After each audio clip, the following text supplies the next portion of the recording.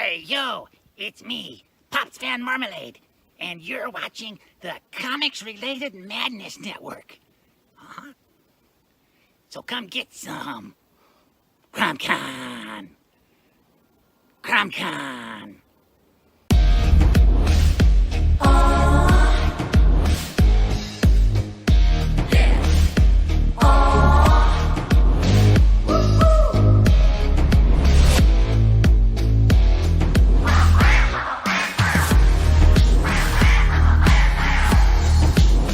Your favorite podcast, it's Critical Blast.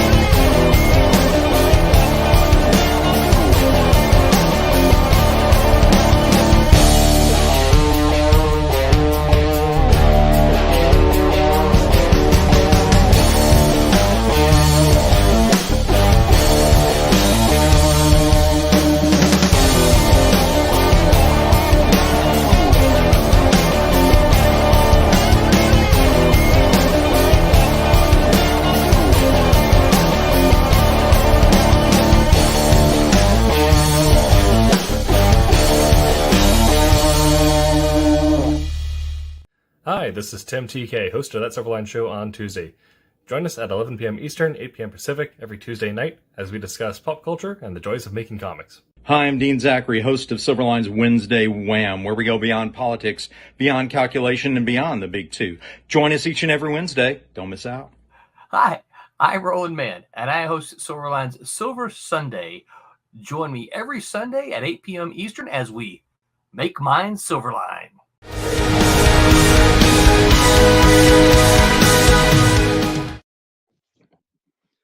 Ladies and gentlemen, coming to you live from the internet, Silverline.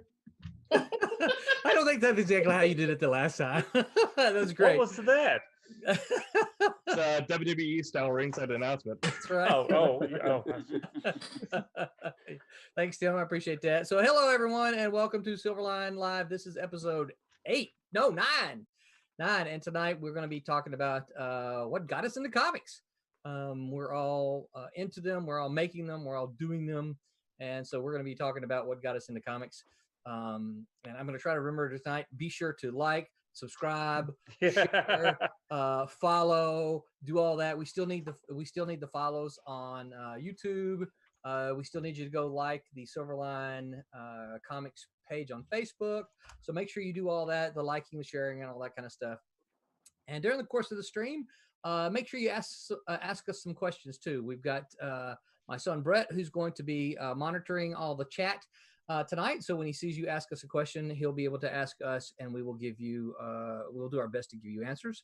So ask us some hard stuff, especially everybody else. Ask everybody else really hard stuff. I am Roland Mann. Hello, I am Curtis Fujita. My name is Barb Kalberg. Yeah, my name is Thomas Flormonti. Okay. Hi, I'm Becca. I'm Brent Larson. Hi, everyone. I am Tim TK. My name's John. What? I am Sidney Williams. Hello, sorry about all the technical things there.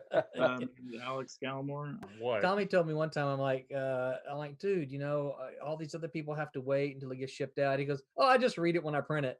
Yep. That's right. I get to see a lot of stuff. Yeah. you're probably here to hear us talk about what got us into comics. So I'm going to pick someone who's been kind of silent and start with the other guys. I've done plenty of talking. So you guys, I'm kind of watching. I'm going to play eeny, meeny, miny, mo here. So what we're looking in. So Brett, also Becca is doing some colors, and Tommy, are you coloring or inking, Becca? I'm inking right now. Okay, so Becca, are you inking that project? Designs. What's that? Character designs. Okay, cool. And Tommy, you're inking as well? Yep. All right, Yes, am I. so and you're okay. So Brett, if you will, maybe try to ping them and put up some other art while we're talking. Can you do that and kind of every couple of minutes rotate one of them? What's it say again, Brett? If the art is up there, you can.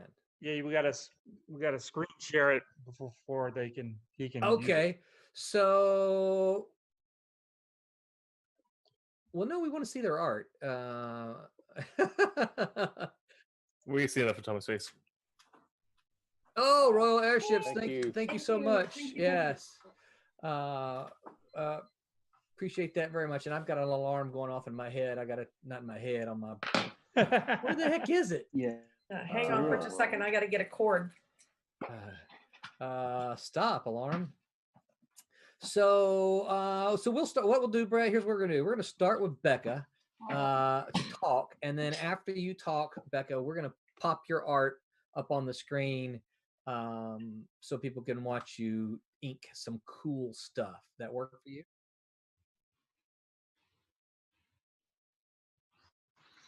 Oh, Yes. Yeah.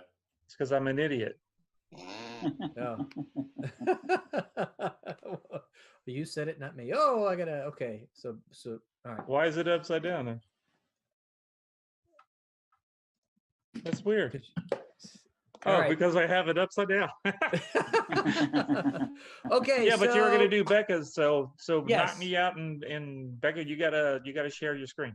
Yes, so she just did. She came in with a second account here.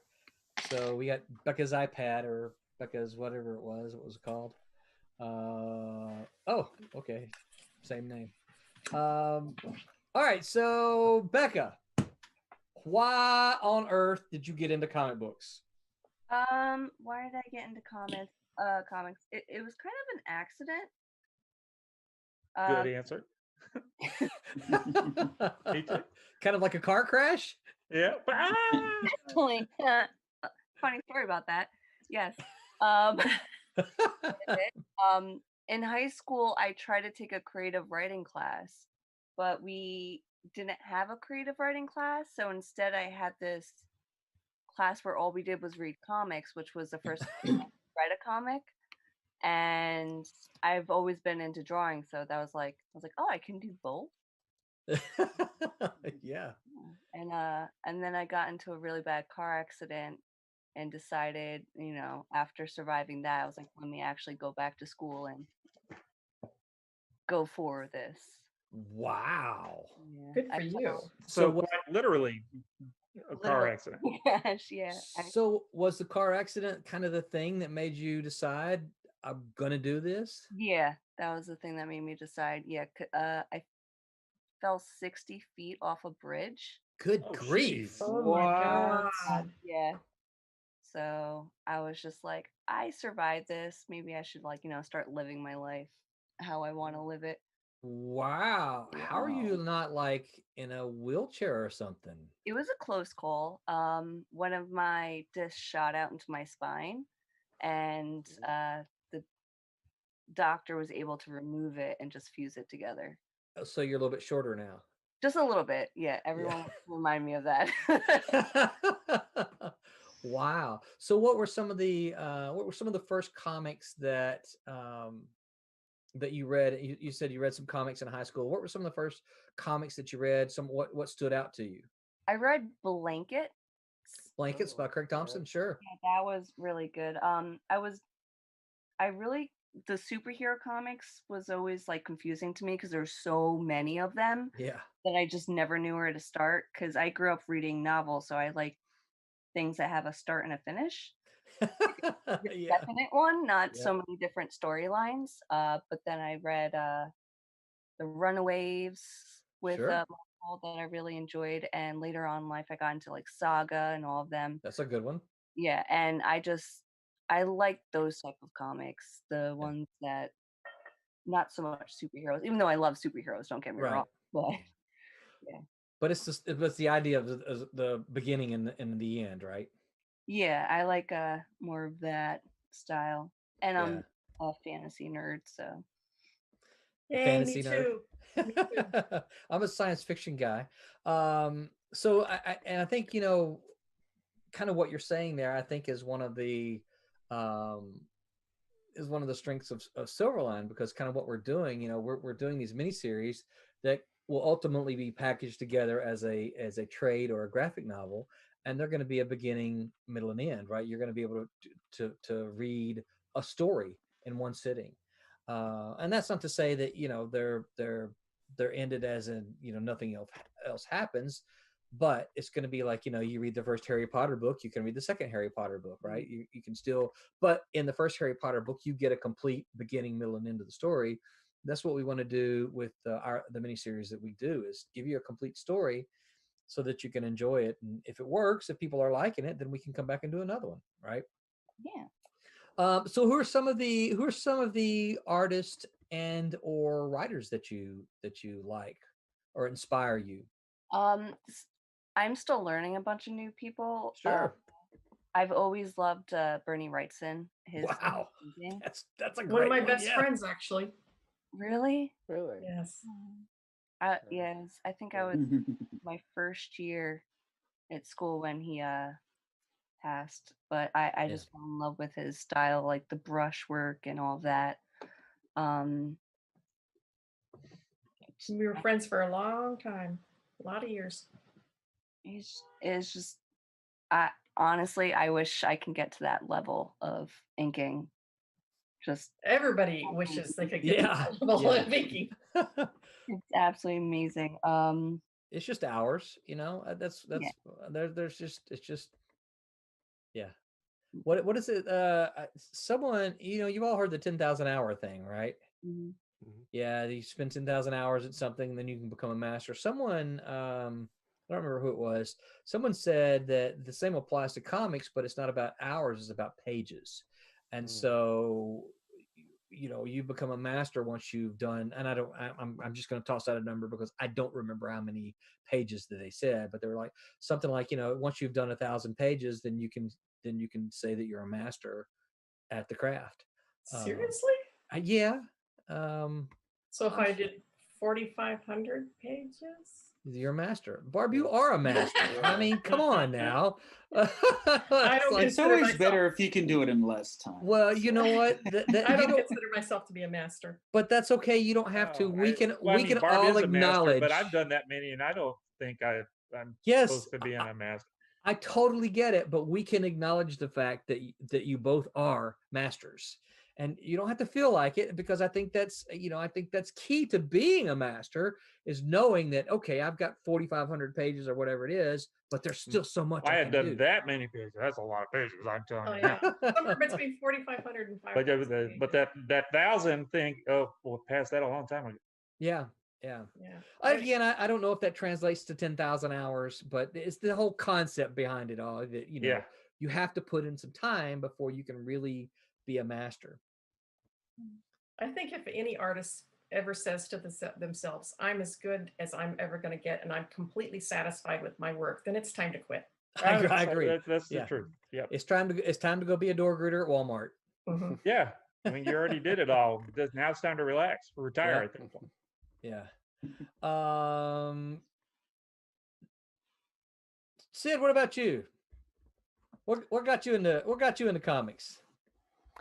Well, we've talked, I think, on this show about some of the early things that, my dad read me comics when I was a kid, and Tarzan's one of the early things that he read me. And back when Gold Key had the Tarzan contract, which would have been a lot of Russ Manning in those days.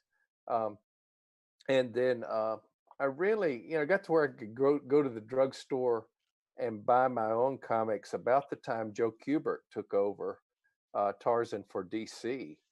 It was actually issue 3 that I discovered, or the third issue. I think they continued Gold Key's numbering, but it was the third DC issue, and they were retelling Tarzan of the Apes. And so I love those. I love Ripley's Believe It or Not, which was a horror comic in the day from Gold Key. And it's the storytelling. The art, of course, was interesting to me, and conveyed the story. But the storytelling really caught my attention. I liked Superman in those days. My dad had a friend who had actually been a huge Superman fan in his youth, and so he goes, "You ought to read Superman. I want you to read Superman." And he had been a fan of like the Superman TV series and everything, and remembered when George Reeves died and everything. But so Superman was interesting to me. Tarzan was interesting to me, and um, they moved the comic book rack out of the drugstore where I bought comics, and so we figured out that you could subscribe to comics, and so I didn't just subscribe to a lot, but I subscribed to Tarzan, probably to Korak, the son of Tarzan, and for some reason I picked Superboy instead of Superman to subscribe to, and Superboy became Superboy and the Legion of Superheroes, and then just Legion of Superheroes. And Mike Grell took over at DC for Legion of Superheroes, and those just really captured my imagination. And of course, they were roughly, they were teenagers, essentially, a little bit older than me, but they were younger heroes, and maybe that was what appealed to me about Superboy. But Well, that's one of the reasons that a lot of these superheroes had teen sidekicks, because they created them thinking, oh, this is what we're going to do to, because as a storyteller, part of what you have to do as a storyteller is find some way to have the reader give something for the reader to identify with. And so Superman was an adult male at that point in time, and so how do you get younger kids to identify? Well, you come up with Superboy, right? Or sidekicks. Yes, yeah, Superboy and the whole Legion, and I loved Lightning Lad at that time, and Lightning Lad had a long history, and he had an artificial arm at one time, but now at that point he was back, and he had like a full body spandex suit that was very cosmic looking, and he had Cosmic Boy and all of the, and Mon-El, of course, who's been in Brainiac 5, who were all brought into the Supergirl storyline on CW. But and those were all in the formative stage back then, or they had been around for a number of years, but they were reshaping them, and the Legion had its own comic for the first time and everything. But all of it really it was about capturing my imagination, and so that was what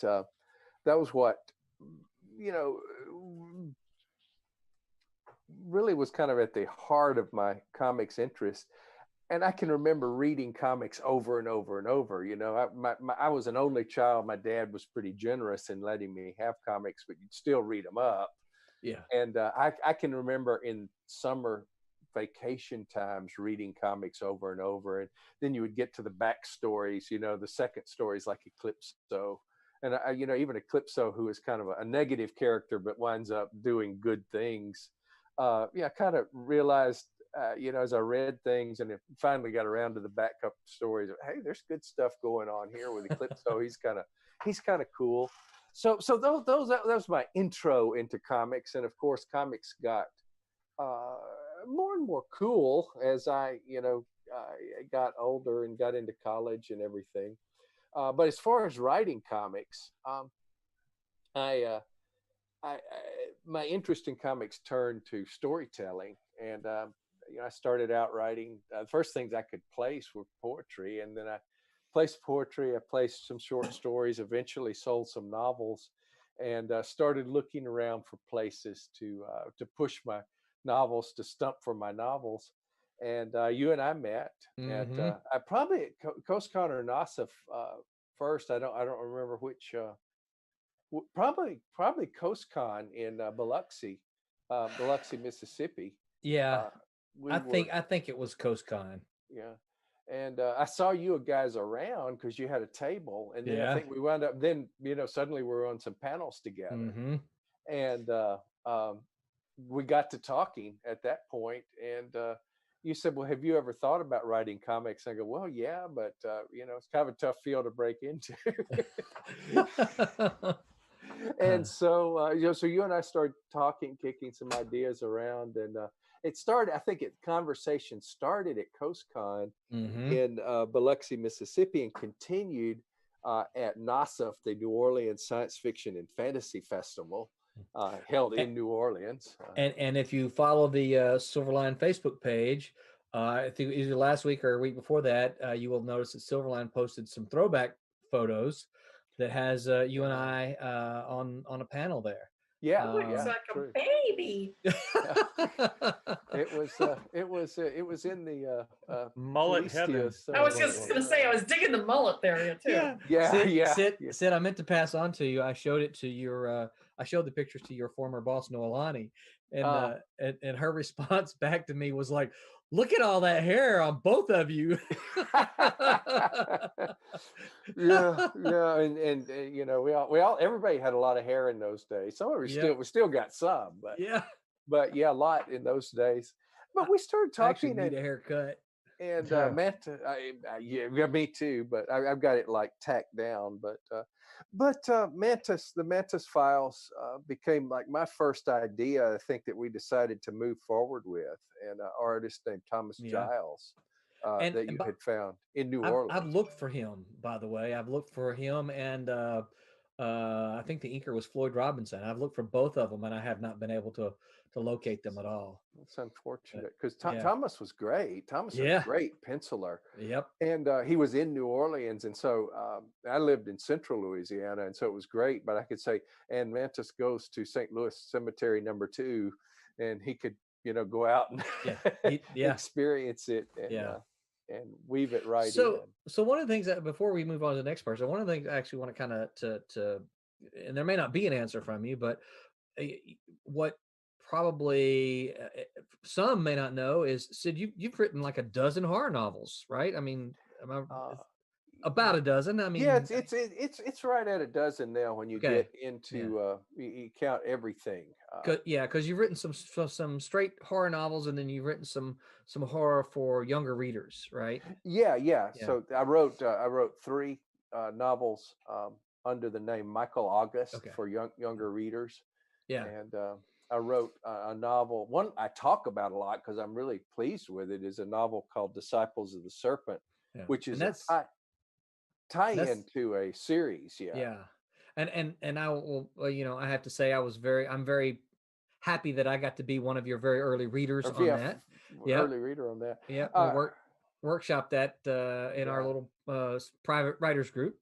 Yeah, and actually a short story I wrote for a magazine called Cemetery Dance turned into a screenplay and then into a novel called Dark Hours. So it was 8 novels for a long time because I kind of got into corporate work and I stopped writing for a while. Wrote a graphic novel during that time, but came back and wrote 2 more recently. I have one kind of in the pipeline at Silverline at Crossroad Press called Fool's Run, a New Orleans noir novel. Sure. So that's in the editorial process somewhere. I think I've read parts of that too, haven't I? Yeah. You read a lot of that. That's what I thought. It got reshaped a little bit in in the final go around. But yeah, I've always been both. So what is a comics writer and a novelist. So what I was going to ask though is are there any early early horror comics that you could say might have influenced you specifically as like this is, I want to write like my horror comics like this guy right here, or Well, certainly Bernie Wrightson, I mean, Okay, as an yeah, artist, was did beautiful stuff. I mean, beautiful horror stuff. And when they took the and actually, these are things that were influences on my novels. But when they took the magazine, the comic book rack out, was also around the time that black and white magazines were burgeoning. Warren had already existed, most famous for doing Vampirella and then Right. Creepy and Eerie, and a few other properties. They had been around a while, and Marvel, without an actual Marvel logo, was kind of mimicking those with black and white comics. And so I had some Creepy, some Eerie, some Vampirella, and I had, but these were magazines, and so the magazine rack remained, and that's kind of where I went to for gotcha. comics. And Cool. Vampire Tales was new, which there's a movie now with Morbius, Michael Morbius, somewhere in the development. Yeah. I don't know how much the pandemic has affected it. Which but was a Spider-Man villain. Yeah, he was a Spider-Man villain, and he Mhm. kind of became his own lead character in a story each month in Vampire Tales. Yeah. And then there would be other stories. Now, some of them were things that Marvel was recycling. They had been in different monster horror titles that Marvel had through the years, but you'd get like, this magazine, it would have like, a ton of stories in it, a Morbius feature, and then several backup stories. And so that brought me into thinking about horror, especially horror short stories, a good bit. And interestingly, one time my cousin, I had a cousin that was visiting who was in those days a little more into horror than I was, and we went to the drugstore. This was when they still had the drugstore rack, the comics rack. And my dad took him and me. I think he was staying with us a few days or something. And he took both of us to the store, and goes, "You guys pick you out some comics." And so I got Action Comics. I got some Supermans, some Batmans, and he got like House of Mystery, House of Secrets, some of those. And they all stayed with me because he was just visiting. And so wound up reading, Cain and Abel. The Cain and Abel were the hosts of the this respective House of Secrets, House of Mystery, and each was a collection of horror short stories. And Bernie, I think Bernie Wrightson did some of the art on those and some of the covers.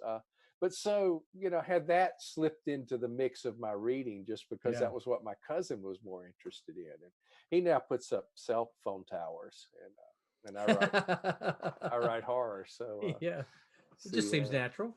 Yeah. All right, very cool. Tommy, why don't you? So actually, before we go, Becca, let's go ahead and we'll talk about. This is a new project, right? That you're inking character designs for. Yeah. Yes. Yeah. Yes. And the artist is Chris Lanning. Mm-hmm. Yeah, he's the penciler. Yep, he's the penciler. Sorry, I said artist, but I meant penciler because you're an artist as well. Yeah.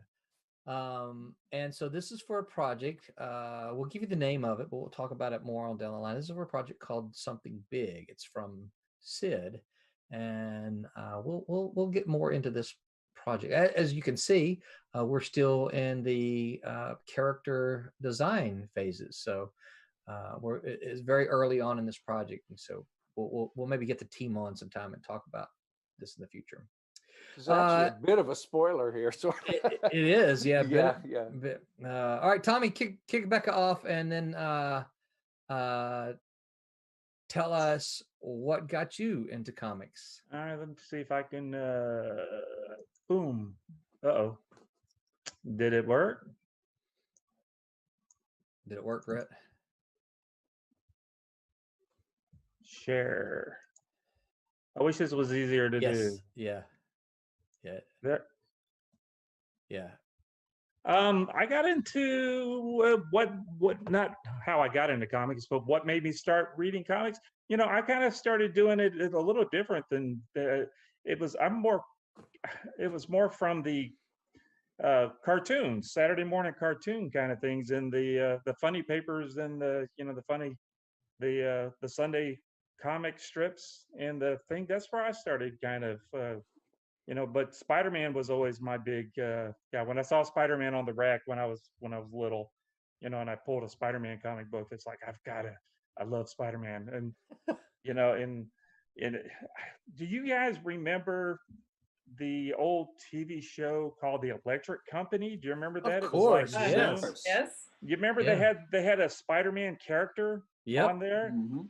That was the first time I think I ever saw Spider-Man, and then I saw him on the stand, and I'm like, is that the same guy? Is that the same? and I was, love comics ever since then. It's So I the don't, only reason I watched The Electric Company. just to hope that guy would show up, right? Yep. Yeah. Of course, I knew who Spider-Man was already, but that was the only reason I watched The Electric Company. So hopefully I'd get a shot at Spider-Man. I don't know if I don't remember which was first for me, if it was that or if it was seeing it on the rack. I don't, I you know it was I was a little kid, so. But that was for me, that was the very beginning of when I started liking comics. Wow. Yeah. So at what point in time, so that's when you started liking comics, but at what point in time did you say, I want to do this? Was there a comic or an artist or something that just that inspired you? I always used to draw back through grade school and then high school and stuff. I like to draw, even though I've got a computer science background and that's what I went to college for. But it's I always wanted to. I always liked to draw. I would draw stuff for all the kids in school. I'd make these little strips for the kids, comic strips, not stripping, but and so I was just drawing all the time. I never took any drawing classes. I just picked things up. I always And let's was able- clarify, when you say for the kids in school, you meant your classmates, right? Yes, Yeah. that's exactly what you were a kid too then, but yeah. I was a kid, the other kids in school is what I meant to Yeah. say. Gotcha. But it's kind of hard to draw and talk. Yeah, But, we should have kept Becca on and let you talk, and then after you talk, move on. but yeah, it's Getting late for Brent. But it was yeah, really. Really what got me doing comics was it was back at USM. I was in the dorm playing role-playing comic book games and stuff, and I met some guys there that were breaking into comics, and I kind of saw them doing it and like, shit, I can. Oops, sorry. Yeah. I meant Beep, I can beep, do that. So I still did my computer. Oh, there's my screen just flipped around crazy. I was like, I can draw. Well, I can't draw that well, but I can draw. And then I know what you said because I know who you met at USM. You who was said that? you said if they can do it, I can do it. That's exactly what I said. But I was an idiot because I couldn't do it. But I got, I hung out with those guys. I don't know who they were. I wouldn't know. I think we're gonna see some. I think we're gonna see some pictures. Maybe Thursday that has you in it from about 1990. I know. But yeah, no, Yeah. it was just it was like and I always had the thing where I wanted to draw. Okay, so I started doing all the computer stuff. Yeah, then I'm changing the story up as I'm going. I got a computer science degree because I wanted to do games. I wanted to write games and all this stuff. I love the code, in a computer program, and so I knew I could draw to do my games codes, for all the graphics and stuff. And then when I got out of school, I just started hanging out with those guys. You're one of them. And I knew y'all that, but no one else me, did. Yeah, I know nobody. y'all dragged me screaming down this career that's turned out to be so cool, and so I'm so happy. I'm so glad that you guys included me and helped me break in. And Thank goodness. It's been a great ride for all this time. I'm still doing it. Still doing it today. It's funny, kind of hearing you talk about that. I do kind of look back over kind of my time in comics, and I find that one of the things, and if you'd asked me this 30 years ago, I would have laughed at you, but I find one of the things that I can do, and my wife tells me this, is like, I can be, I play the role of cheerleader really well. And it's not something I just said, you know what? I'm going to be a comics cheerleader. I'm going to encourage people. Nope. It's one of the things, because I think I love comic books so much. And when I see people having fun with it, it excites me. Right. I mean, Becca, one of the things, you and I have swapped messages about is, are you having fun? Is this fun for you? Because I do not want her to be sitting there going, man, I don't want to be doing this. This is no fun. I'd rather go back to the daycare than do this. Right. Because, because, to me, that just kind of defeats the purpose. And so, yeah, but if you'd have said something to me like 30 years ago, I would have went, yeah, right. That's not me. Well, one of the things I remember when trying to break in or hanging out with you guys is I wanted to, at some point I went in, both feet. I wanted to do this so bad, and I was doing ink samples for you, and I was bringing them to your house, and I'd show you and all that kind of stuff, and you were like okay, every 10 days. Yeah, I know. I was bugging the crap like out of clockwork, you just like clockwork, man. And I was thinking that I was really good, but I wasn't. But I was thinking I was really good, and and at some point you were like, just keep practicing, and I'm like, well, I really want to break into comics. And then I heard you say, I don't think I've ever told you this. I heard you say that you were talking about needing somebody to help you do some lettering of something, and I'm like, well, I'm going to break in somehow. I'm going to do some lettering. So I did some letter. You don't remember this? I brought you some letter samples, and you go, why are you doing this? Keep with your inks. Don't do the lettering. You're so good at inking already. Just keep inking. You don't remember that? I do not remember that at all. No. Basically, you took my letters and like, you're going to be a good inker. Just so okay, forget the stupid lettering thing. I do not remember because I that. wanted to get in so bad. I was like, I've got to do something to get in, and you're just like, keep practicing with the inks. Keep practicing. You'll get there. That's great. You didn't want to steer me down the not that there's anything wrong with it. I mean, a bad letterer will kill a book just as much as a good letterer will make it look great. Yeah. But it's like you're like, man, your inks are really getting good. Don't keep doing that. We need the artist part. We need somebody to do the art stuff. So we can because I think we know somebody that does lettering on the side. We're not going to mention people's names. Yeah. No. Listen, you got past that one. Real quick. Yeah. Before we move on, I want to change my answer, having heard his. The mention of the electric company made me remember when I was a little kid. I watched the Spider-Man cartoon series, and they had a Fantastic Four that we could get in those days. But the old Spider-Man, where it was a stationary background and they moved Spider-Man in front of it, and had of course the song Spider-Man, whatever a spider can. But that actually was around the same time. Very early. That was I loved that Spider-Man. Yeah, me too. Me too. Yeah. All right. So yeah, Tommy, what are you inking there? This is page 18 of Trump's. Oh man, I love that last panel there, the way it's drawn. I can't wait to see. Can't wait to see you finish it. So let's move, because I think we're losing him fast. Let's move on to Brent. All right. Yes. Brent. Hey, good morning. What got you into comics?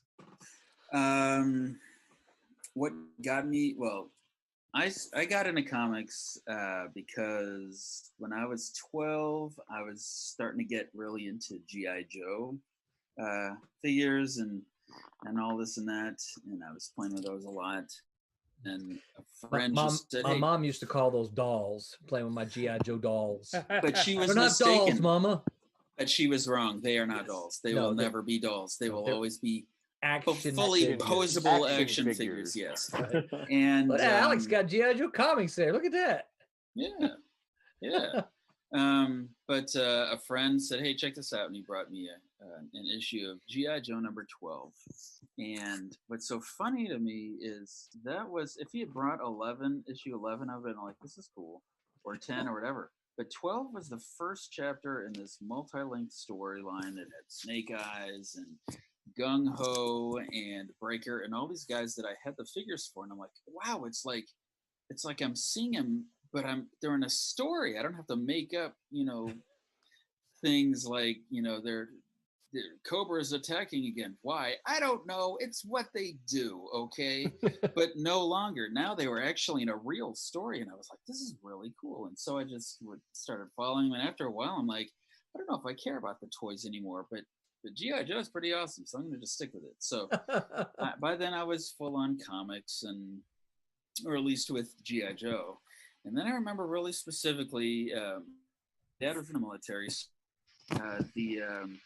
The military bookstore was called the Stars and Stripes. And I went to the Stars and Stripes. I was in Germany, just fully ready to get the next issue of G.I. Joe. And it wasn't in, and I was like, I'm not going home empty handed. So I wonder if they have any other comic books.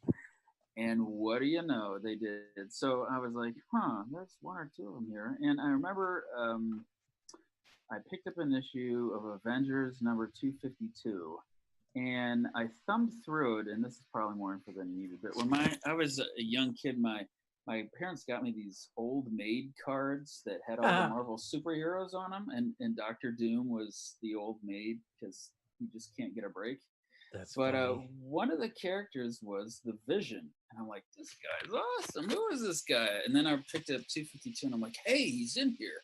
And what do you know? He's married to this hot mutant chick. That's awesome. Okay. So I bought it, and because I'm very impressionable, or at least I was back then, I'm sure I'm not anymore. But anyway, I just started buying the Avengers. And then I'm like, wow, I could buy all this stuff. So I became a Marvel guy practically overnight, and my friends would tell me about DC, and I'm like, I'm so not interested in you or your life choices. But I knew it was mostly because I just couldn't afford it. But anyway, so up through high school, up through college, I never quit, and people thought I was weird, and I'm like, well, you're weird, and that was the best I could come up with. But I remember reading Watchmen for the first time because I just heard about it. I'm like, okay, this is about superheroes, but it's also about life in a way I never actually thought comics could do. And around that time, Frank Miller's Dark Knight Returns also was out. And I remember thinking, I think I can be an adult and still like comics. I think it's okay. I don't have to submit to a board or anything like that. I'm just going to give myself permission to like comics as an adult. So I started reading a lot of that kind of stuff. And then one day, this was the 90s when all of the tri-cut covers were out, and Marvel was putting out all of this stuff that frankly wasn't very good, but it was very shiny and pretty. And I'm like, I don't even stuff anymore. All right, cool. So I sold my whole collection to a local used bookstore and punched myself in the face every day ever since. But the thing was, I still loved comics, and so I just buying them again. And that was when I knew they had me and there was no escape. So I just kept reading them. And then I started to get interested in writing. I started, I taught myself how to screenwrite. I did it through the correspondence course kind of thing. This is right around when the internet started getting big. So it might have been the last correspondence. I don't know. But anyway, so I learned that stuff, and I started writing and just working with a group, and I still do, making short films, and having a lot of fun with that. But in the last few years, I started realizing that the story, I was really enjoying getting to tell these kind of small scope stories But a lot of times they took place in an office building, and that's because I work in an office building and we can shoot there for free. And I'm like, I would love to tell a story that was not in an office building. What about like a story in space or with these huge explosions or whatever, this and that? And I knew it would never happen. I could write them, and you'll notice that there's not really a market for people who like reading screenplays. The only people who buy those are other screenwriters who want to know how you did it so they can copy your style, basically. And there's nothing wrong with that. I do it all the time. But I was like, I would love to tell a real story that was fully presented, but could reflect what I actually want to tell without any limits at all. And it just hit me. That's what comics are. When you're writing comics, you don't have to worry about your special effects budget. You don't have to worry about getting Chris Evans to play the main character. You don't have to worry about if the cinematographer wants to do it another way, in which case he'll walk unless you give him a chance to do what he wants. You can just do what you want. It's like, that is actually really cool. So, and right around that time, Roland, a friend, introduced the two of us, and we just started eating a lot of Japanese food and talking about comics in the 80s. And so I would say, oh, I love this guy. And you're like, I know that guy. And I'm like, no way. Oh, yeah. And we would just sit and talk, and I just remember whenever we would talk and laugh, and then have to pee a lot because we'd been there 3 hours and we drank like 2 liters so of much Diet Coke. So no diet for me, just Coke. Yeah. So, and then I was like, well, hey, check it out. I want to try writing a comic story, and it's something that had been kicking around in my head. And you were like, well, I'll talk you through it. Let's just give it a shot. And that goes back to that cheerleader thing. Yeah. It's, I don't like picturing you in the outfit, but other than that, it's awesome. Yes, that's a very good strength of yours, Roland. So I won't show you pictures from the Powder Puff football game when I was in high school then. No. Oh, thank you. Yeah, but I mean, and you were right. The funny thing is, when I look back on it, I just think about the fact that so many of us, especially at this time in our lives, we're just at this place where we're like, I think I might have spent all my creative capital, and now it's time to look at the important things like the stock market, which I'm like, well, then I'm toast because I don't give a crap about that stuff. So what am I going to do? And I don't then even know anything talking about to it. you, and you were like, there's no reason why you can't do this. And I'm like, you know what? He's right. Let's go get some Japanese food. And then and then we would just keep going. It was great. And then you told me I like Del Taco too. Del Taco. Yes. Fuel. So that's very cool. It's wearing the sponsored shirt. Yeah, my wife had this specially made for me actually because you can't buy it. So Brent Larson is personally brought to you by Del Taco. That's right. The first time I ever ate at Del Taco, like a NASCAR driver. Yes, I'm the first human being sponsored by Del Taco. Yes. So I remember because when Kablam is in session, right? I go down there probably every 4, 5, 6 weeks, something like that, and just try to grab lunch with them. And we were trying to decide where to go one time. And they said, what about Del Taco? And I said, well, I've never been to a Del Taco. And I said, what is it? And Tommy says, I'll never forget this. He says, what did I say? He says, it's Taco Bell with French fries. Oh, yeah, that's what I did say. That assessment is terribly overstated, and I cannot get behind it. I'm sorry. There's no reason why that place should have French fries, but they have hamburgers too. So I don't know. Well, it's for the people that don't want tacos. That get. Well, then go somewhere else. Go to Burger King or something. They're with their friends, and so they. Tommy's not really known as being an inclusive kind of guy. Everyone has that one family member that whenever you go for Chinese or Mexican, they get the hamburger. Yeah, that's my sister. Well, Yeah. and I've Yeah. often said Del Taco's hamburgers are like 80% hamburgers. It's like they're trying and they almost got there. So really, what are you doing? They there? put a No, I taco don't mind inside the going there. hamburger. It's a good place to go to, but it's just like you go in there and it's like burgers and they're gonna start doing hot dogs and stuff next, and then I'm not going again. Well, Right. what I say is Del Taco, there's two kinds of people in this world. People who love Del Taco and people who can come to appreciate Del Taco, but they will never truly let the power of Del Taco into their hearts. So you're one that loves Del Taco. Favorite place in the world. Yeah. All right, moving on. Tim, how about you, man? What got you into comics? Well, I'll see if we can get this in here, but my arm there's kind of is the full story. There's Stan Lee. Yeah. But so the first two things were. Did you have that when you were in my class? I did not. I got that Okay. after I moved across the country again. Okay, I was gonna say second because time. I think we would have actually talked about this if you were in the class with that. If I walked into that, yeah. Some guys actually did that in your class. Yeah. Skin stick and poke in the back of Roland's room. No. So my dad had his own collection of comics, just a few things, like early prints of Superman and Captain America and like one or two issues of the X-Men. I read that and I was like, all right, this is kind of cool. And then also the years we're going to put out here in the runs is probably going to be ostensibly more recent than some of the other people in chat here, since Becca, Alex, and I are kind of the onions of the crowd. The babies. So, but then I had a friend who had the 99 Astonishing X-Men run.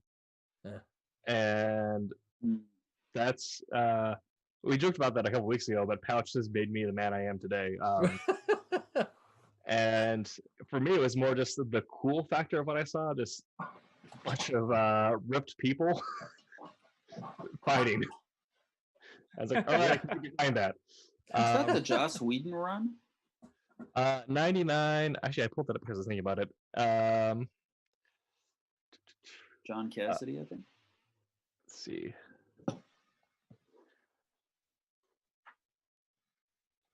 I'm not sure if it was, but that's kind of what got me interested in comics again. Is just like, oh, this is a cool format.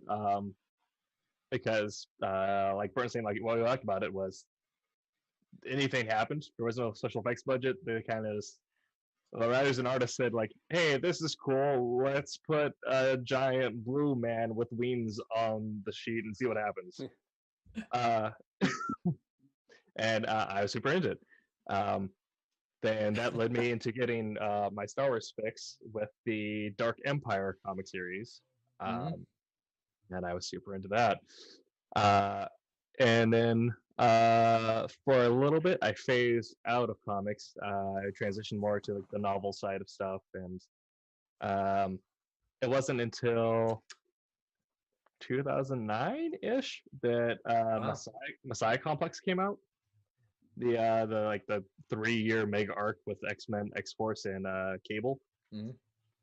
And just the fact that it was this massive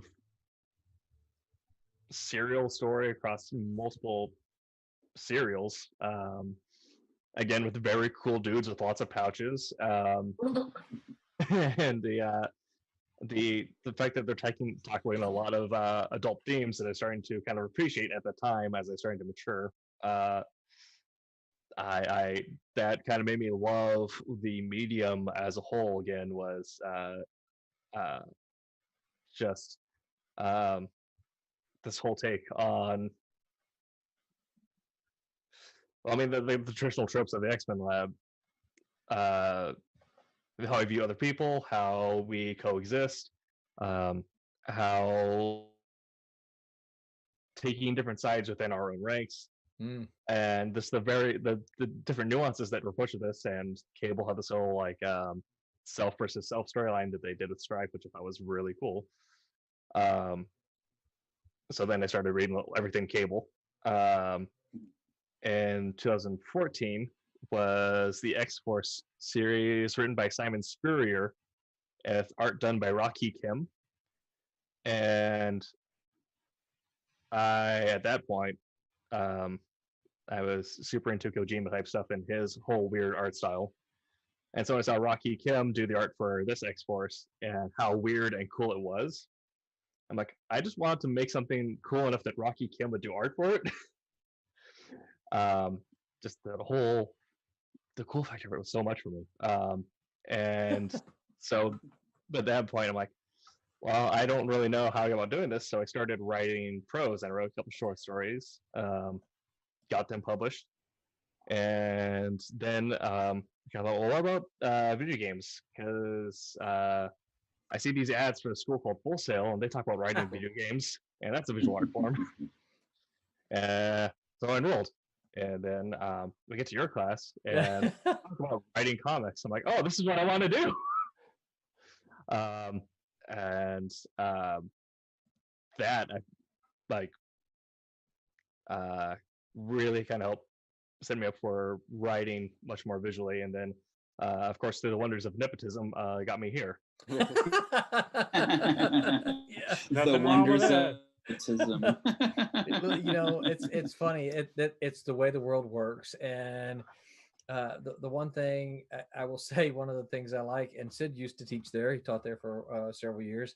One of the things that I like about Full Sail is that, and I'm guessing the Kubert School is probably this way too, is they try to focus on real world education. And so one of the things that they work hard to do is get not just people in there who have a degree, but people who have worked in the industry from which they're going to teach. So like when Sid was there, he taught horror stuff, horror, his horror, mystery, and suspense. Thank you. Yeah. But you know, here's a guy who's had the experience in the industry writing that thing, and now he gets to teach it. And so one of the things that you know I try to always talk about in class is that, you know, it's a lot of times it's not really always what you can do, but a lot of times it's who you know. I mean, you still got to be able to do the work. Yeah, of course, you have to be able to do the work. But yeah. You know, I'm going to use Becca as an example here. You know, Becca is obviously super talented. We've seen her stuff, but probably she wouldn't be here if Alex hadn't said, "Hey, there's a connection here, right? I got something that's a possibility." So Becca knew Alex, who was already doing stuff for us. And that's kind of how that, again, Becca, as Tommy was saying, you got to be able to do the stuff.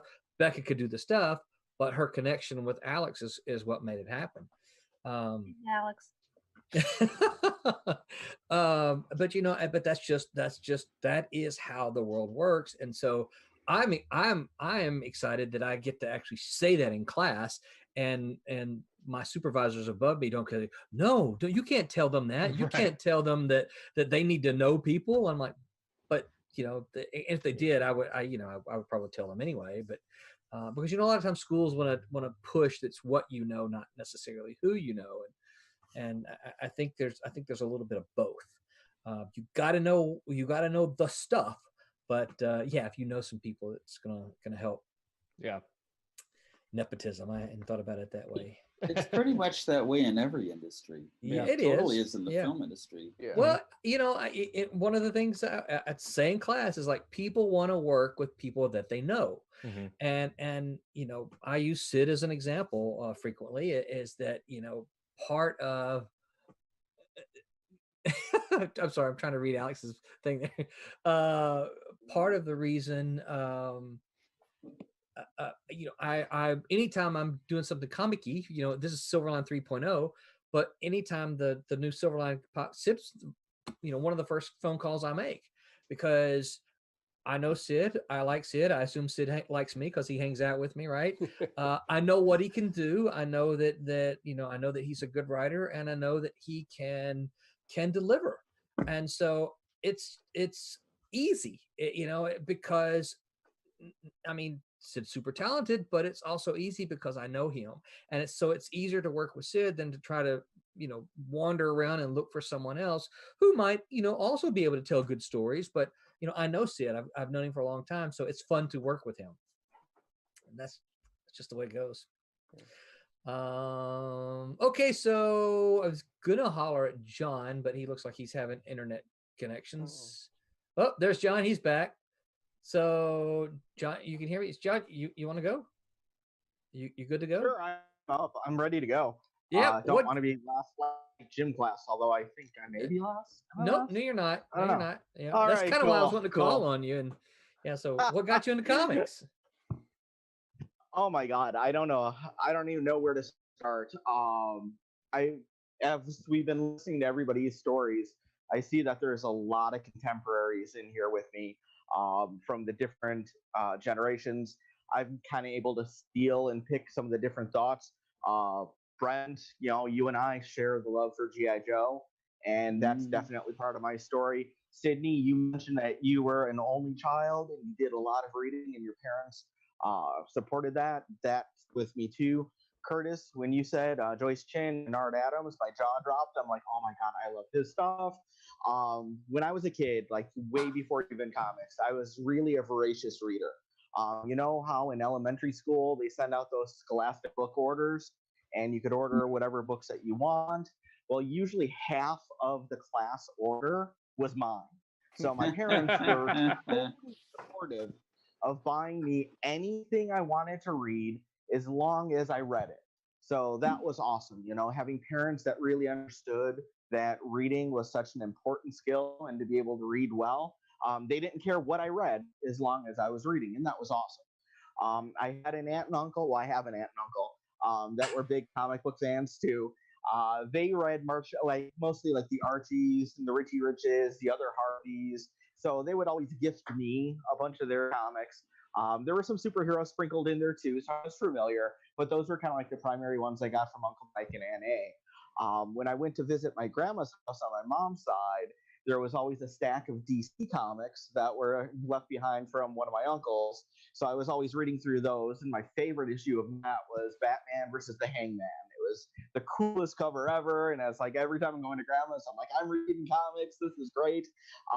And then here's a throwback to show how old I am. I still remember a specific day that my dad and I were in the A&P looking on the spinner rack.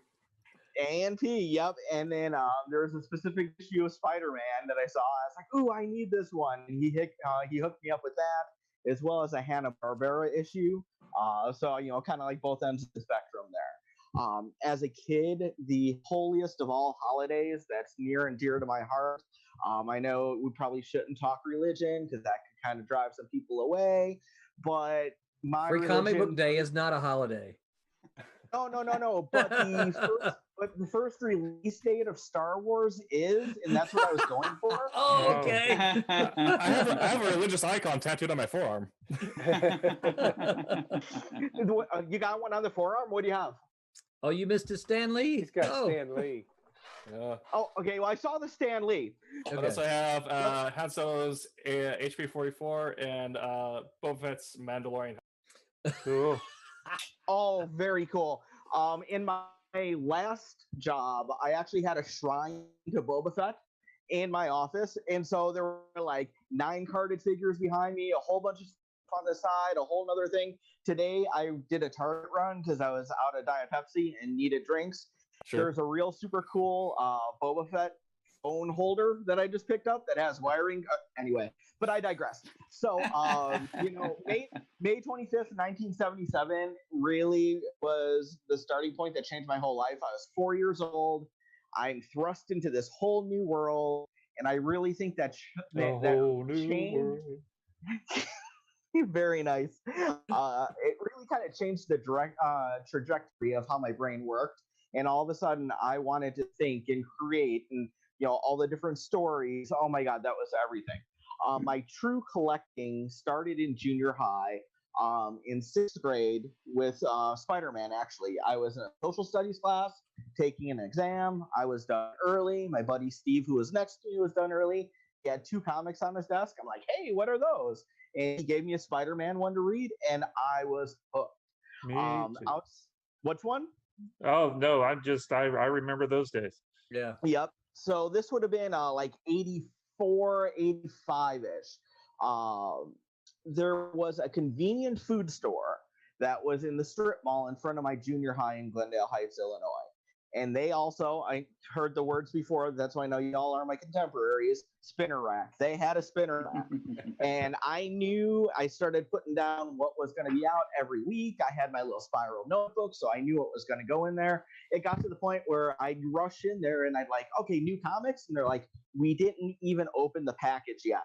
We didn't even inventory the books yet. I'm like, I'll do it. So I inventoried their books, made sure they were all there, and I was able to get the best ones out of there. That was really, really cool. So when I was in 7th grade, I'm in music class, and I'm talking to one of the students. And when I was a kid, I was kind of what's the word I'm looking for? Because I don't want to totally put myself naive. All right, I was naive, and I had a kid in my music class telling me about this store that he went to that was nothing but comics. And I'm like, yeah, right. Okay, I'm not falling for that. There's no way there's a store just about comics.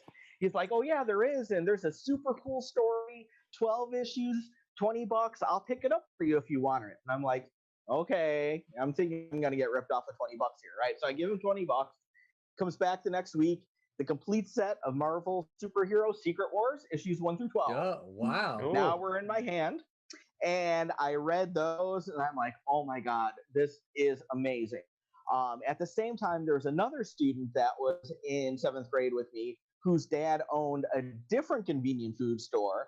And so he would actually bring comics to the school, sell them to the kids at school because they never even made it to their spinner rack. He charged us like 10 cents more per book for delivery fee.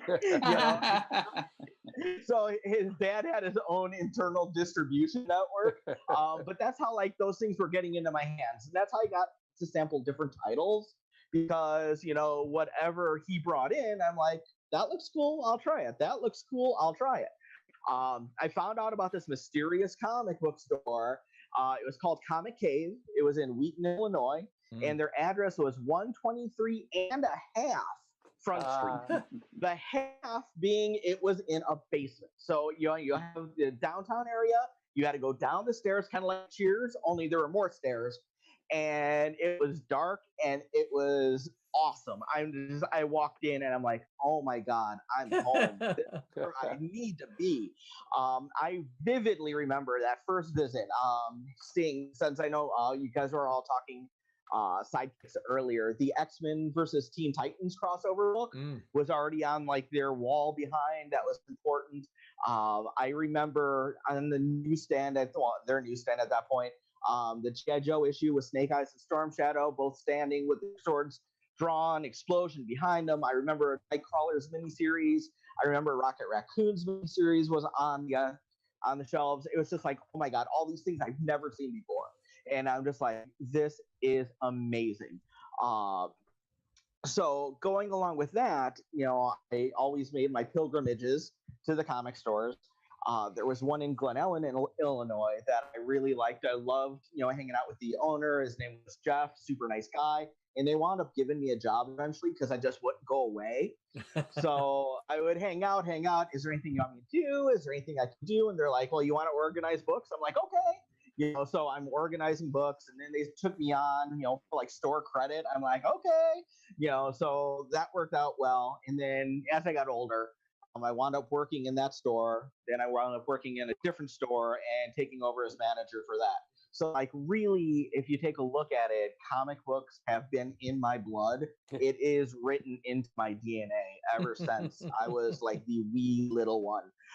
When I was managing the stuff in college, that's when the industry started changing. That's where Malibu launched. That's when Image launched. I was there for the whole distribution wars with Capital, Diamond, I'll watch my mouth. I won't say the phrase I want to, but the horrific disaster that was Heroes World, the death of Superman. I'm the one who was carrying the box into a store with the location in a mall. With the Superman 75, had a dude try to reach into the box, and I turned, and I was like thinner back in the day and a little tougher looking. I'm like, you touch my box again, I'm gonna break your wrist. And so like totally backed off. That was cool. What got me into creating on that flip. So when one day I was working in the comic shop, and I was playing videos, and I was playing the old Battle of the Planets cartoon. If any of y'all remember Battle of the Planets, anyone? Oh, you got to Google Yeah, this. Gotcha Had a great Man. talk about. Gotcha Man. What's that? Tommy, you got it? Gotcha Man, right? Was the Japanese No, name it's of not it. Gotcha Man. It's Battle It's of not the Gotcha Man? Planets. Oh, Okay. actually, you know what? I only said it that way because it's like you led me into this conversation. So I'm watching Battle of the Planets, which was the first U.S. interpretation of the Japanese Gotcha Man. And there's this guy who comes into the store and he looks at the screen and he's like, "Oh, Gotcha Man." I'm like, "No, Battle of the Planets." He's like, "Gotcha Man." I'm like, "No, Battle of the Planets." And it just went just like you and I did, Tommy. Although we didn't prepare that. And the guy wound up being a guy named Brian. And so he knew the Japanese version. I knew the American version. We started talking. He was an artist. And so he's the first artist I ever collaborated with. And we're like, let's do something. So I'm like, I could try to get the license for Battle of the Planets, and we could make our own book. And he wound up drawing a couple pages, and it didn't go any further. And then I wanted to write a story and have him illustrate it to submit to my favorite publisher, Silverline. He drew about a page and a half of a cat and mouse story of the old team, but that never went anywhere. Comic shop I was working at started publishing their own books. That's when the kind of lights started going off, saying maybe I should start looking at trying to get in on this. The owner of the store knew a guy named Mark Panicia. Does anybody here know Mark Panicia's name? Yeah, we know Mark. Yeah, Malibu. Malibu, Marvel, yes. So Mark actually was introduced to me from the owner of the store. He was putting out a new book called Manga Newswatch Quarterly. Right. And this is just he before brought me Malibu. in. Yes, exactly. Yeah, it was after he did Pyramid Comics, but before Malibu. So my first published work ever was in Manga Newswatch Quarterly #1, and it was a review of Robotech 2: The Sentinels. So now we've got the anime stuff coming in too. Mark told me if I ever wanted to do a short story for his book, let him know. I had my buddy Brian start drawing that. 2.5 pages got done, never finished. And then I also wound up doing a article for him on the anime Vampire Hunter D that was published in a later book. So I did take my buddy Brian. He did my original designs for Sniper and Rook in the basement of my college, the main building in my college. My other main character, Ripper, his designs were done by my good friend Anders Eriksson. If any of you have ever heard of a website called nightmaregloves.com, that's Anders. He does beautiful replica Freddy Krueger gloves, and he's actually friends with, and I can't believe I'm blanking on his name right now. I've been doing so well here, Robert Englund. So he knows Robert, knows Robert's wife, and Robert actually wears some of his gloves to some of his appearances. So he did the design work for me on Ripper, which was really, really cool. You want me to go into favorite artists? Yeah. Yeah, I was gonna say we're beginning to run a little bit low on time here. Let's let's go ahead. So Curtis. Yes. Okay. So the things that got me into comics were actually starting with Chris Claremont's run on X-Men. Yeah, good stuff. Yeah. And I came in on the Paul Smith end of it. So where it was Paul Smith, John Romita Jr., Art Adams, just great stuff. And then like Brent, G.I. Joe, Larry Hama is a genius. He elevated that property so high that the G.I. Joe series was awesome. So those got me into it. And then when I got into indies, Cat and Mouse of all things. And then as far as career-wise, I'll try and kind of keep it quick, give a version of it. I was about 14 or 15, and I had gotten a tour of the Malibu Comics office, which was near where I lived, for my birthday. My dad called them and said, my kid loves comic books, give him a tour. So I got a tour of the place.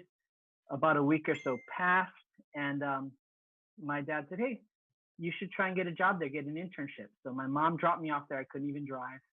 and I went to ask to speak to Chris Ulm, the editor in chief, and didn't think anything about a 14 or 15-year-old kid walking into an office and asking to speak to essentially the second person in charge.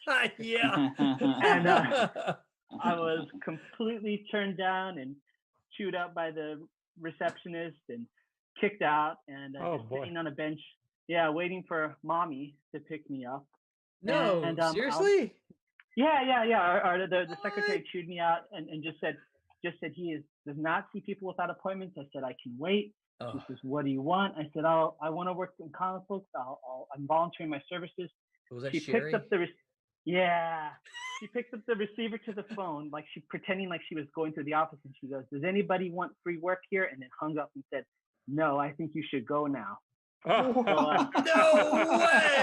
Oh my gosh! It was brutal. So I walked outside, and I'm just sitting like depressed on this bench, waiting for my mom to pick me up because she said she'd come back in 15 minutes or something. And I'll never forget, I saw this turquoise blue Saab rolling through the parking lot. Yeah, Chris Ulm. And it was Chris Ulm, the editor in chief. So I still to this day don't know, other than just the sheer passion for comic books what possessed me. But I stood up and I started chasing the car on foot through the parking lot. And he parked his car, and I ran up to him as his car door was opening. I think he was probably a little startled.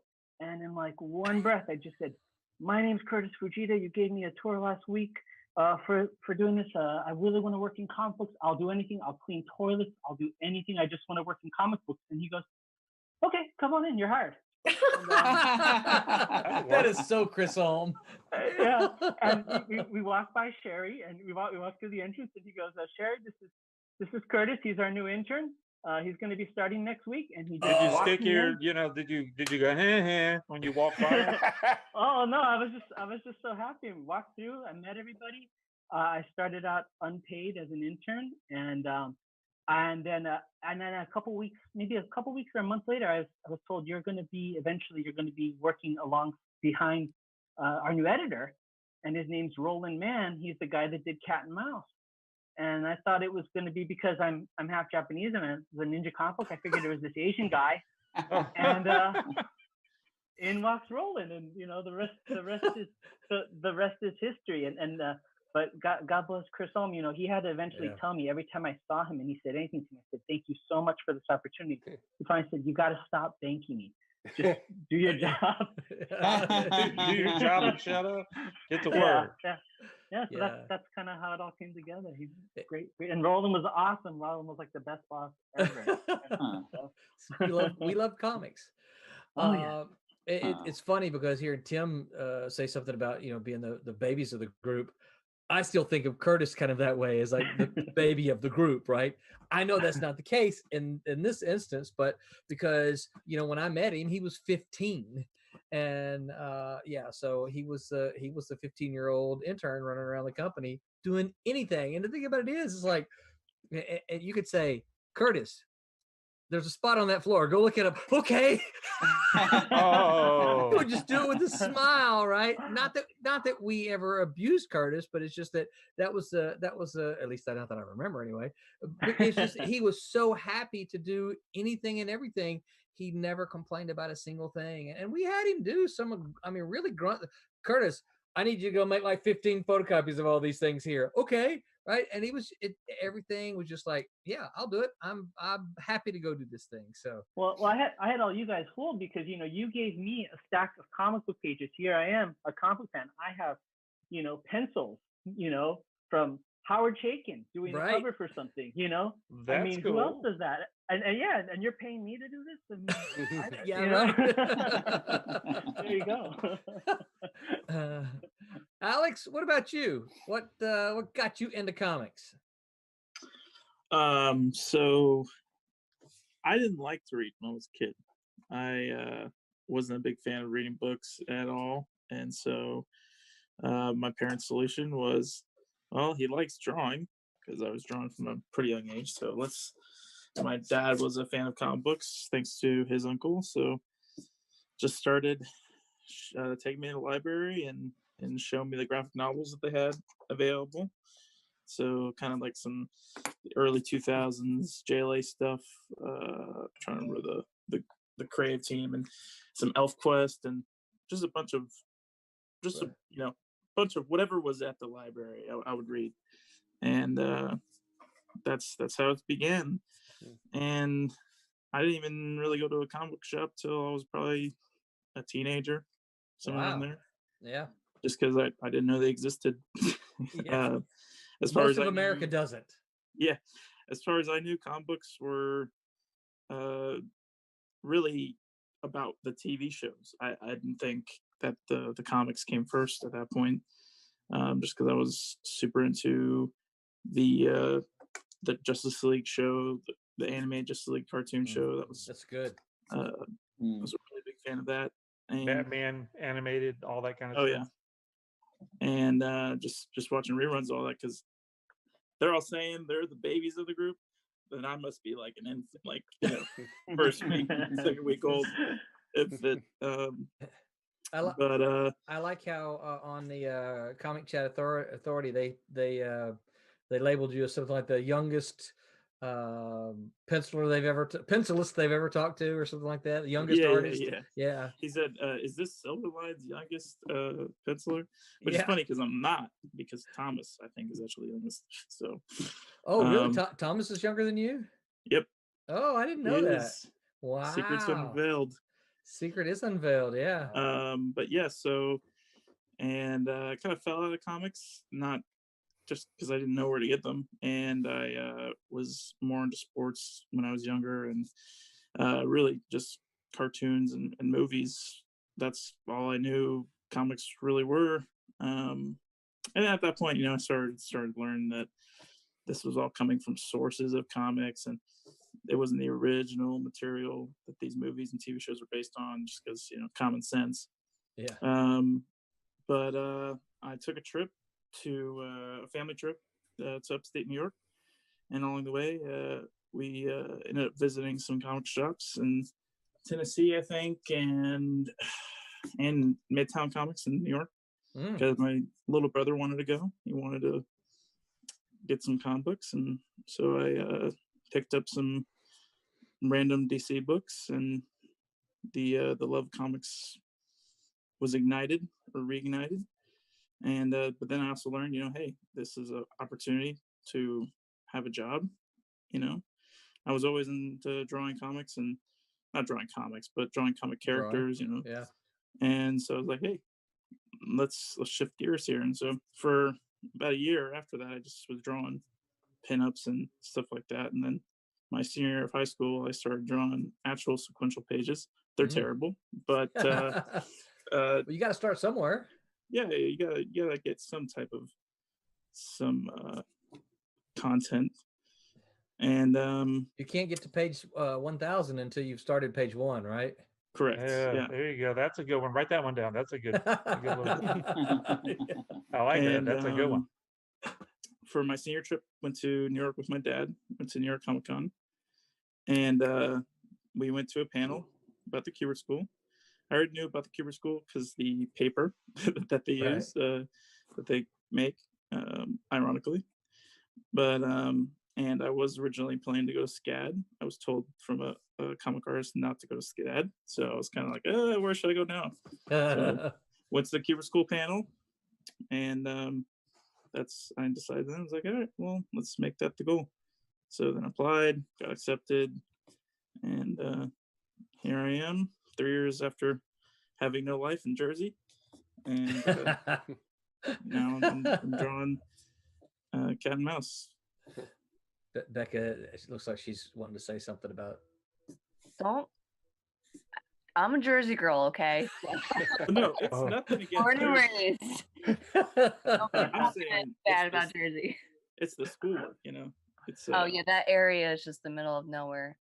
Well, no, like there was so much work that you didn't really have time to be going out and exploring. Or at least I didn't. Yeah. But Jersey is a beautiful, beautiful state. What I find weird is times actually ventured.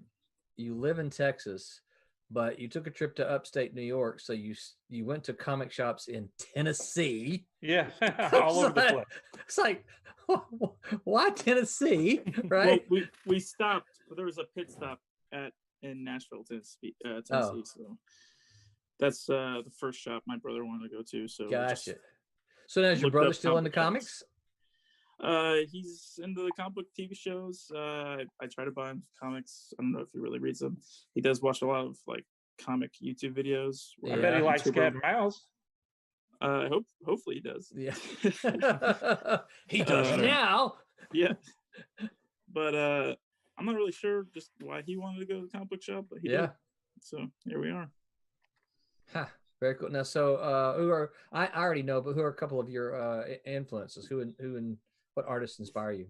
So when I was getting back into comics, he was on Batman, and I was a big Batman fan. Still am, but Greg Capullo, just really fell in love with his work, and going back to his previous works and purchasing those and reading those was a lot of fun. And he's always been, to me, he's on top of the mountain in the current comic book industry. Some others currently would probably be like Gary Frank. I think anything he does is just crazy. Although he retired from comics, right? He did some Malibu work. What did he do? What did he do, Curtis? Do you remember? You don't remember? Yeah, I'm trying to think too. I can't remember. I want to say he did some stuff for Malibu, but I can't remember what it was. But yeah, so Stuart Monin is the one that retired from comics, but he's another one recently, just from the school, a bunch of people saying his stuff was great, and I've never read anything really from him. But recently fell in love with him over the past 2 years, and Sean Murphy is another example.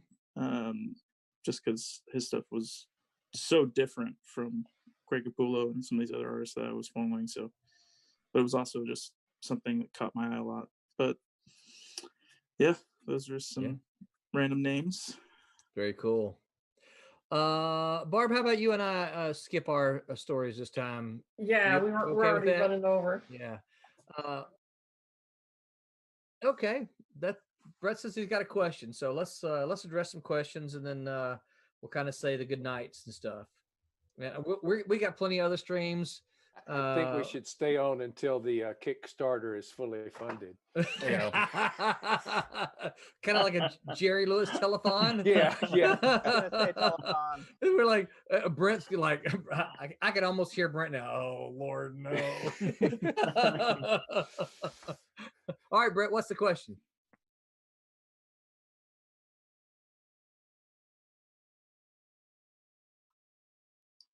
No rolling man. He's a cheerleader. Great, yeah. Practice. Yeah, that's the truth. So wait a minute. So yeah, I get. So hold on. Brett, ask the question again, because I'm thinking that there's a specific thing they're asking about.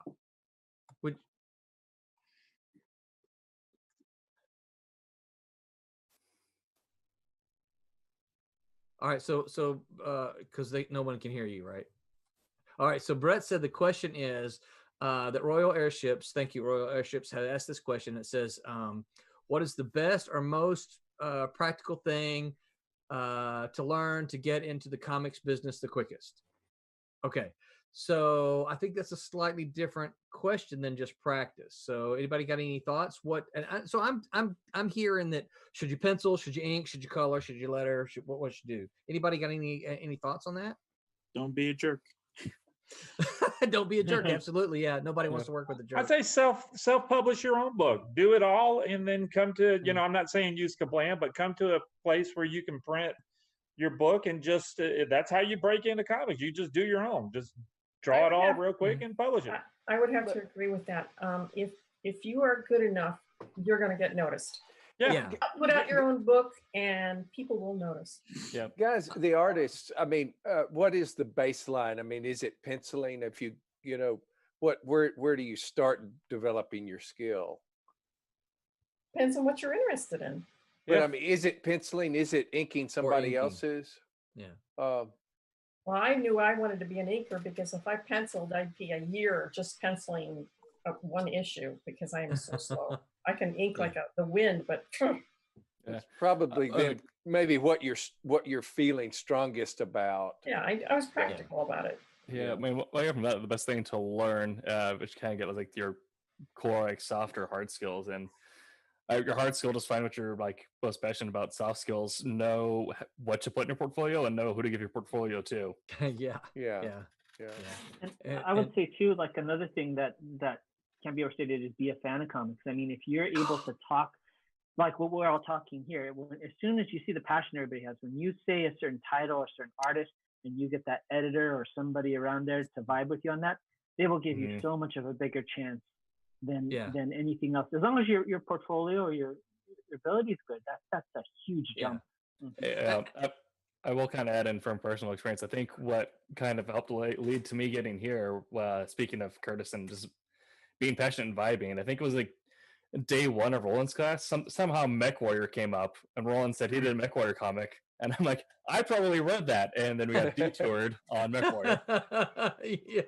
Yeah. You and I hit it off in class really quick because you had that, I mean, obvious passion for comics. Yes, of course, you were considerably younger than me, and we don't have the exact same experiences, right. But you had the passion, and so I think I'm going to echo, my answer is going to kind of echo what some of you guys said, is that I think you got to figure out if you're thinking about one thing, what is the one thing that you want to do that you think that you can get to the fastest? So if you're an artist, right, do you think that you can pencil, ink, or color better? Which of those things can you do best? That's probably the thing that you should focus on.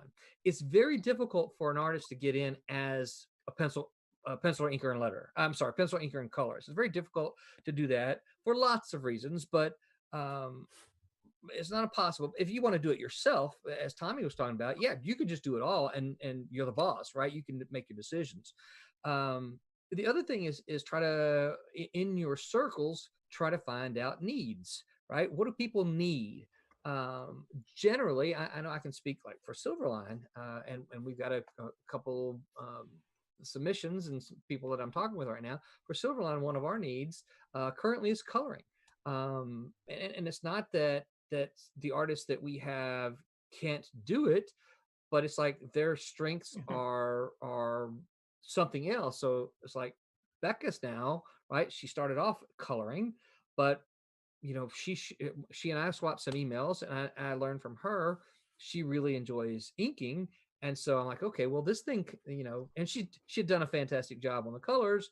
So it's like, okay, well, this thing's come up. So why don't you throw some inks on this, throw some inks on this, see what you think. And it's like, wow, these look really good. So she was able to, first feel a need for us, right, for Silverline, but then work into something that this is what she wants to do. So figure out what you want to do and focus on that, but be what's the word? Be agile, be able to malleable. Yeah. Be able to kind flexible. of flexible. That's really the word I was looking for. Be flexible, be able to kind of shift gears and go one way or the other. Know that it's hard as an artist. Know that it's hard to perfect all three skills. It's hard to be a perfect penciler and a perfect inker and a perfect colorist. It's hard to do all three of them. I'm not saying you can't, but it's just each of those is a different skill set. And so focus on the one that you are most interested in and that you think you're closest to accomplishing. If you're like, well, I'm really most interested in penciling, but I think I'm a better colorist. Well, focus on coloring because that may be your way in the door, right? And then you can still practice on getting on the pencil work. So when the opportunity arises, you can actually take that chance. And I see who Alex is penciling there. That's getting me pretty excited. So anybody else have any thoughts for that? Maybe if I can just dovetail off that one thing that, like what Roland was saying about just getting in there. not just so that you have the opportunity for people to know your name, but when you're in the industry and you're handling somebody's pencils, or you're looking at this person's link, or you're coloring this, you're in it, and you actually see how everybody else is doing things, and you're exposed to it, and your ability level will just start to skyrocket just by virtue of osmosis and being in there. So that's a huge part of it. I believe in osmosis as far as creative goes. I really do. I think that's an important thing. Anyone else? Tommy's kissing his inks goodbye.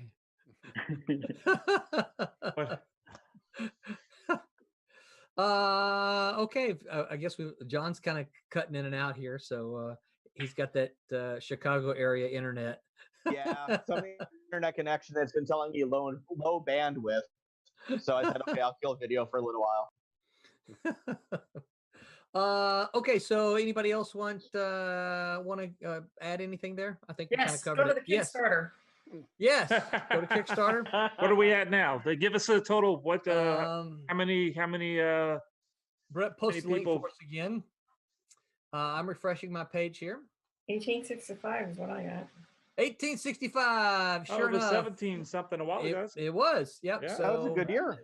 Yeah, it was a good year. 48 backers, 1865. So those of you who backed during this the stream, thank you very much. As Barb says, yeah, please spread the word. Let everyone know that you have backed and supported the Silverline double feature. 2 brand new books from Silverline. And as always, please like and share and follow. Please continue to subscribe. We need you to subscribe on YouTube to get our numbers up.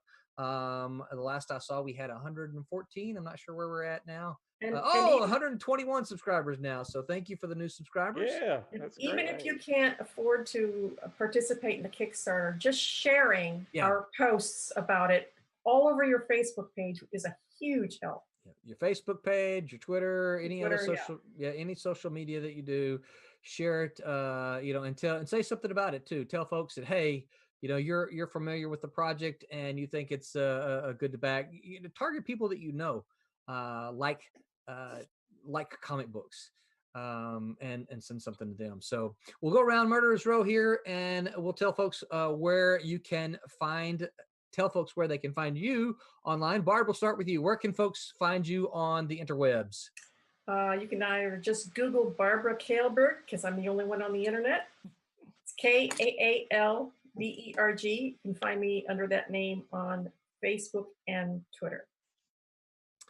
Becca, how about you? Where can people find you on the interwebs? Hi, you can find me on Twitter, apparently.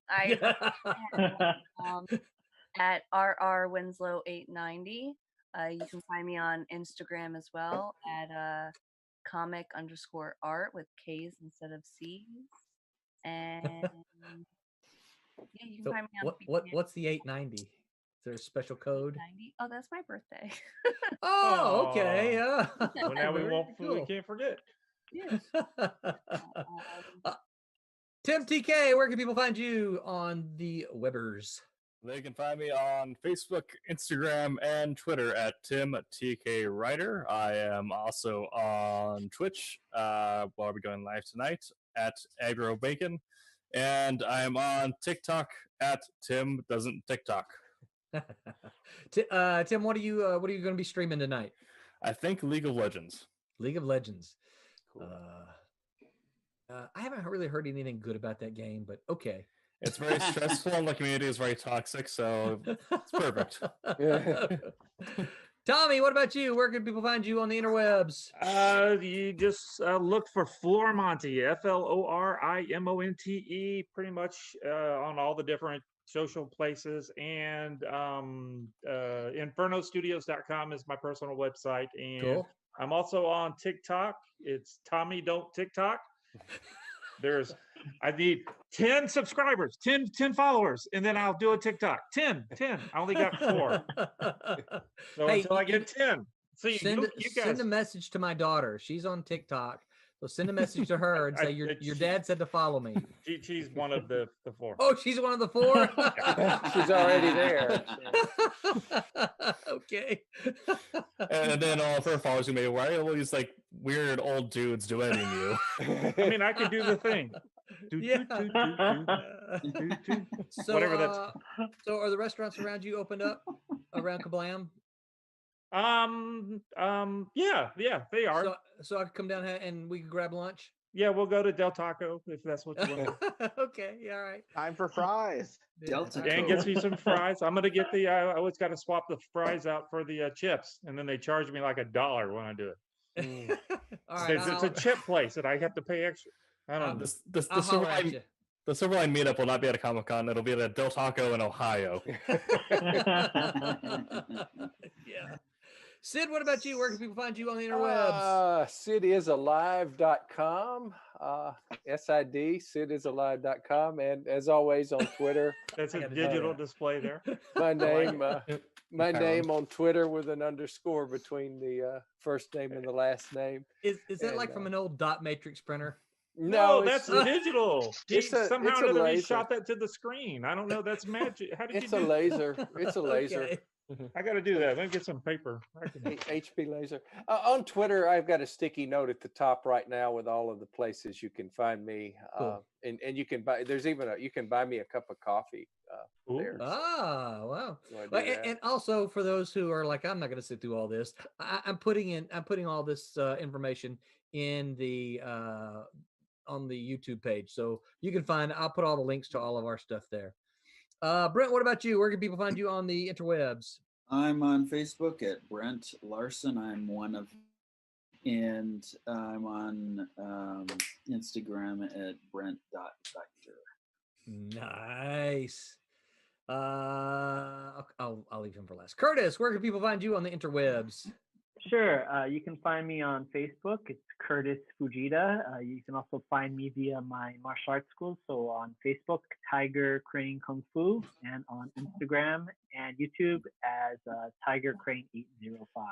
Hey, good job, Sid. I see that. You got it. Yeah. I was very sorry to hear about the magazine. That's the one you work for, isn't it? Yeah. I was they just closed their doors down. Yeah. I was very sorry to hear that. Yeah. And so Curtis has been doing you have been doing videos for your school to help people during the quarantine to try to get them exercising, and that's where we've seen a lot of the moves there.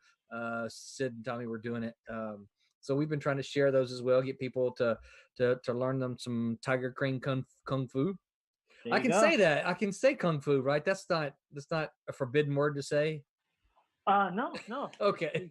You're good. All right, good deal. John, what about you? Where can people find you on the interwebs? All right. On Facebook, John Medic, METYCH the third. Also have a page up for our comic stuff.